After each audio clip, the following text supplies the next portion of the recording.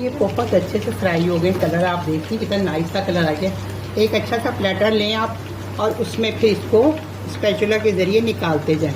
ये देखिए तेल निचोड़ लीजिएगा, ऑयल को निचोड़ लीजिएगा और इसके अंदर रखते जाएं इस तरह से। ये लें और इसको यूँ लें और इसको यूँ निकालते जाएं। बिस्मिल्लाहिर्रहमानिर्रहीम। अस्सलाम वालेकुम। खुश रहें, आबाद रहें, जहाँ जहाँ रहें, हेल्दी रहें और हैप्पी रहें।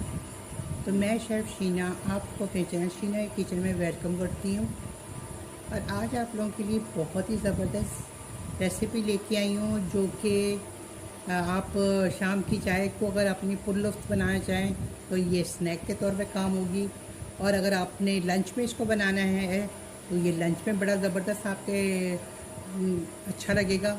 और इसलिए डिनर में भी आप ले सकते हैं, बच्चों के लंच बॉक्स में भी दे सकते हैं और हस्बैंड के लंच बॉक्स में भी दे सकते हैं, और हाई टी में भी बना सकते हैं। हर दावत में ये बहुत ज़बरदस्त कटलेट्स लगते हैं।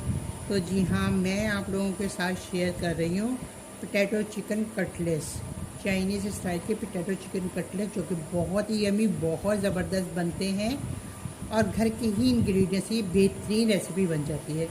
तो ये मेरे पास है 350 ग्राम के करीब, 350 ग्राम से ज़्यादा ही है, समझे 400 ग्राम के करीब चिकन है, जिसको मैंने 1 tablespoon ginger garlic paste और half teaspoon black pepper और हाफ़ टी स्पून सॉल्ट डाल के इसको बॉईल किया और फिर इसको शेड कर दिया।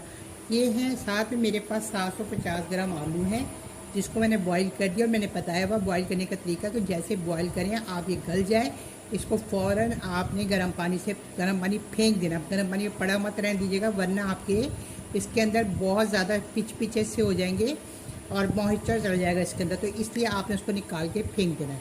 फिर थोड़ी देर बाद ठंडा करें रूम टेम्परेचर पे, इसके स्किन उतारें और उसके बाद आप फिर इसको फ्रिज में रख सकते हैं। तो ये इसको मैं मैशर के साथ इसको मैश कर लेती हूँ।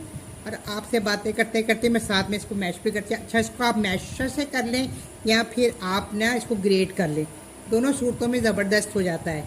ग्रेटर से करेंगे तो वो भी इक्वली हो जाता है और मैशर से करेंगे तो वो भी ज़बरदस्त रहेगा। यही तो चलिए मैश कर लेते हैं इसको। तो ये देखिए हमारे आलू बहुत अच्छे से मैश हो गए। अब इसमें हम जो चीज़ें डालेंगे वो ये हैं कि मैं ये डालूँगी चिकन, जो कि मैंने शेड करके रखी हुई है। तो चिकन चली जाएगी इसके अंदर सारी, ये चिकन चली गई। अच्छा, एक छोटा सा प्याज मैंने चॉप कर लिया और ये